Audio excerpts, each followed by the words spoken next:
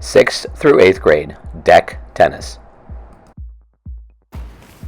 Hi everybody, it's Mr. Barton for Victory Physical Education Online, and we're here today to talk about a game called deck tennis.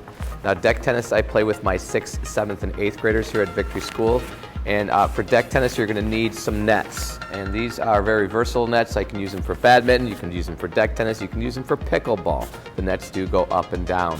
So they are called Boulder. I ordered these off of online. I will include a link in this video to that Amazon where you can order some nets. Again, very inexpensive, very easy to set up, very easy to take down. You're also going to need some deck rings. I'd say between 15 to 20 deck rings for this activity. I have 3 courts, so I use 3 nets.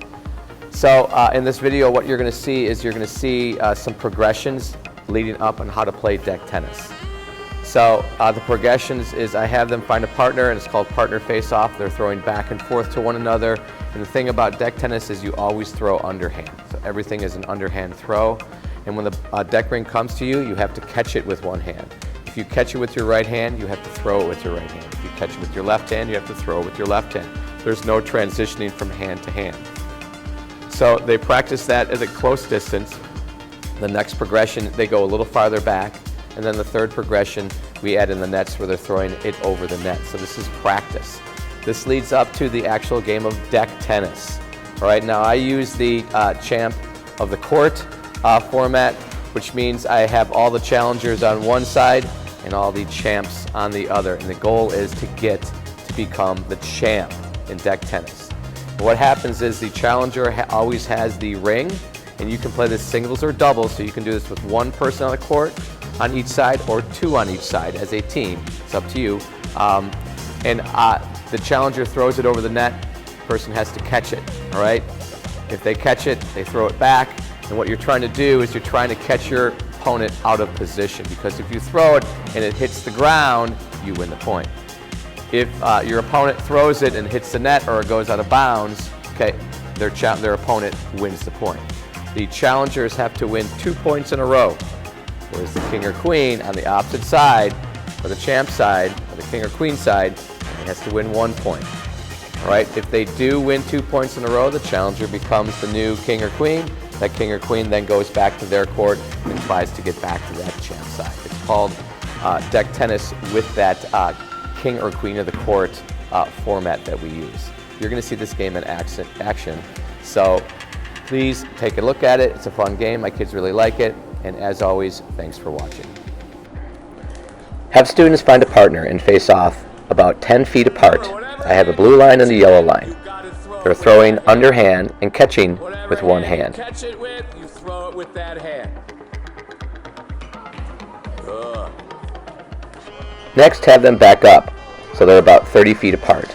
This is a little harder. Encourage them to throw underhand and have a rainbow type of form or an arc on their throw.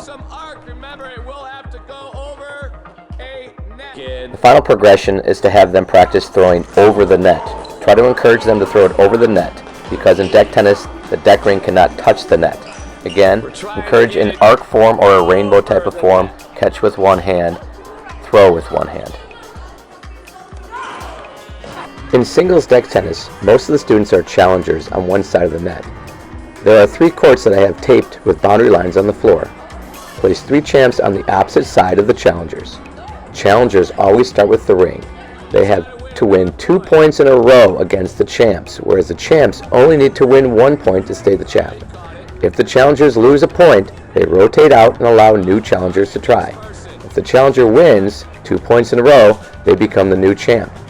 Players are trying to catch their opponents out of position or force their opponents to make a mistake. If the ring lands on your side in bounds, you lose that point. If you throw the ring out of bounds, or it hits the net, you lose the point. If you throw overhand, you lose the point. If you catch with 2 hands, you lose the point.